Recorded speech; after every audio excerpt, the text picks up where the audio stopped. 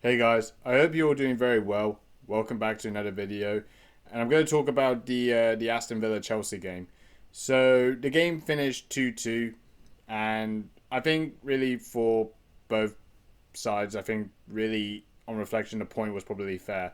So I'm going to kind of speak in perspective for Chelsea first. I mean, going into this game, we were going into this game with literally no form at all. I mean, we lost our game against Man City last week in the cup semi final. Not good enough in terms of the finishing aspects, and we pretty much just lacked moments when it happened, and we paid the price for it. And then the Arsenal game came around, and it was pretty much an abysmal show all round. I mean, fortunately for me, I actually didn't watch the Arsenal game because I had other commitments. But watching the highlights was about as more disgraceful as just watching the game live. It was so abysmal in every aspect, and it was probably also known to be the worst London derby defeat for Chelsea. So it seems these owners set new records of new levels of shittiness as how we've been performing throughout the last two seasons under this new ownership. So going into the Villa game, I gotta be honest with you, I wasn't really confident. I mean, pretty much throughout the season, Aston Villa have been playing as a much better team than us, probably a more consistent basis as well. So going into it, I wasn't really in the best of optimisms as well. So overall, when the game started, especially the first half, we were dreadful, completely awful. It kind of felt like we had the visions of the Arsenal game again, going into that game 2-0 down. Now, we had a VAR goal disallowed for an offside, probably rightly so. Jackson was ahead of the Villa backline, and he made his run.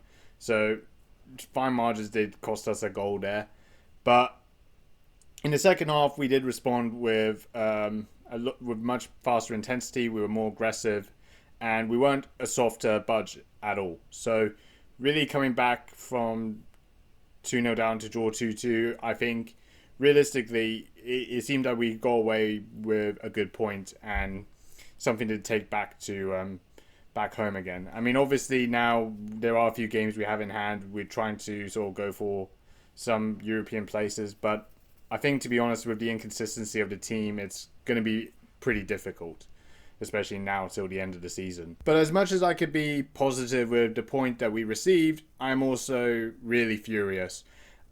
Mostly with this decision, which, I mean, I've seen some bad VAR decisions, and this pretty much just tops it for me. Now, I don't want to sort of imply bias because I'm using this VAR because, it should have been going our way. But trust me, I've seen some horrible VAR decisions, and this one sits there as some of the worst I have ever seen. So I'm just going to be really honest with you. I hate VAR. Like, really hate the technology. I think it's made football very asinine and just really just kills the emotions. I pretty much would have been, jumping up and down over this, but I just know with VAR they could really just kill the moments like that, and it's very obvious that it could happen. So I can't really go into any sort of last minute goal, last minute moment, clutch moment, anything like that with any emotions because of the technology they have. So what I'm referring to is the goal that, it was going to go down as an Olsen own goal, but it was from Disasi's header that went in, and we could have won 3-2. And pretty much that could have been the moment we would have won the game, but somehow VAR ruled it out for this foul from Badr Shield, literally on Diego Carlos, which I have to say, out of all fouls I've ever seen, this is not even classified as a foul. And even in any aspect of contact, this is pretty much just a normal tussle. And I can't really explain how anyone could literally come out with any sort of defense that, from VAR, they could deem this as, the right decision. The refs made the right decision. It was, leading up to the build-up play, blah, blah, blah. Like, I swear to God, if it didn't build up play, if it didn't lead to a goal, I guarantee you they would have just played on. But because now they use the technology to say that, oh, nowadays we have to somehow, eradicate these decisions that lead up to a goal, they get into this sort of, train of thought to think that, oh yeah, there's a little bit of contact there that could have been a foul and it could have been avoided. If it wasn't contact, the player would have got a They always think of these hypothetical scenarios. Like, it's just so fucking dumb. But yeah, I want to go and show you the replay of this goal because it still makes me furious today, even watching it back. And yet somehow the refs have the audacity to literally use their technology to reverse this decision. Let me just show you this shit. Yeah, this was literally the ref's finest moment in his career, and I'm sure he's going to win an award for this. Like, this is deemed to be a foul. I swear to God, like, you know, they might as well just admit that contact doesn't even exist. Like, watching that sort of tussle happening, you might as well look at that Villa player being about more stronger than water. Like, just poking your fingers in cups of water. That's the amount of conviction that this is literally being given right now to give that as a foul. It's absolutely absurd. Now, obviously, I'm going to show you a bit more of a still footage of what they actually saw. You can even see that the two players are literally just ball watching and just trying to win the ball. And yet, in my opinion, that Badrashile literally was just more stronger than, you know, Diego Carlos, who just makes a massive meal out of it. And to think that's a foul. You know, even watching this is still pretty much just, you know, goes beyond my comprehension to think that's a foul. And this is probably some of the reasons why I can't really get excited for moments like this no more, because decisions like this are so obvious that will potentially happen. Now, maybe I am just implying bias to this aspect of the conversation, but I have seen various polls as well that did say that the decision was the wrong decision. But also, you have to also look at it last week as well. Even if you look at the two FA Cup semi-final games when there was two handball moments, literally they decided to not give you know, a penalty for us when Jack Grealish handballed it in terms of that free kick, versus they gave a penalty for Wan-Bissaka's handball. And I'm assuming both would have used VAR to check that, obviously, to give those decisions. So there's obviously one aspect of the conversation that they don't give handball, but they do give handball for two very similar scenarios that could have happened, okay?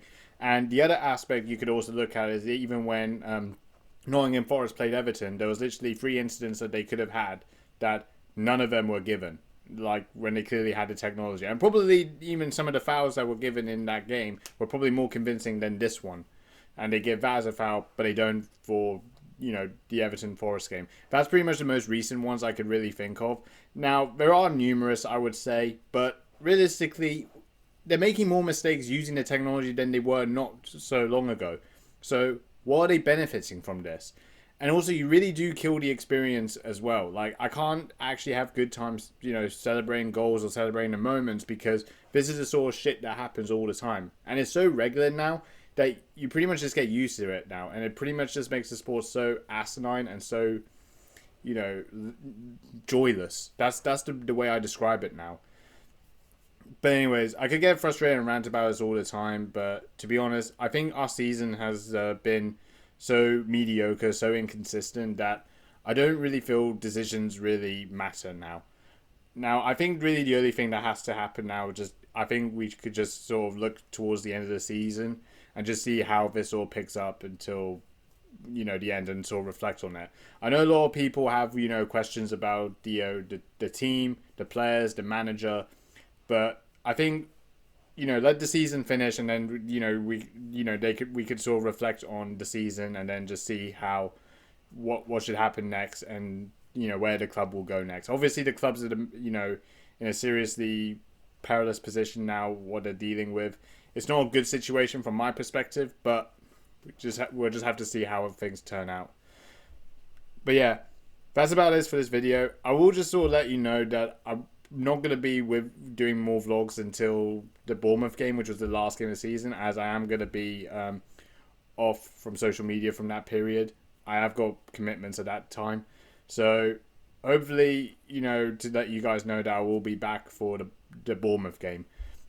So yeah, let me know what you think of the game. Let me know what you also think of the VAR decision, because I'm still in, you know, grief shock even watching it now. And yeah, please like, comment, subscribe, dislike if you want to dislike. Thanks for watching. And yeah, that's about it. See you later.